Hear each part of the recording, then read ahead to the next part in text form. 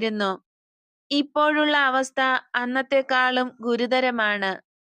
നമ്മുടെ ജീവനും മാധുര്യവും ശരണവുമായ പരിശുദ്ധ മാതാവിലേക്ക് സർവ്വജനപദങ്ങളും തിരിയാൻ ഇടയാകട്ടെ.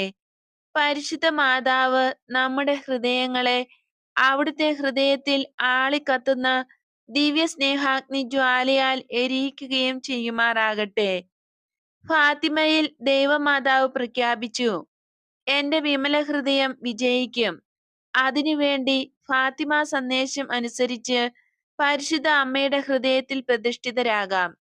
പ്രായശ്ചിത്ത പരിഹാരങ്ങൾ അനുഷ്ഠിക്കാം.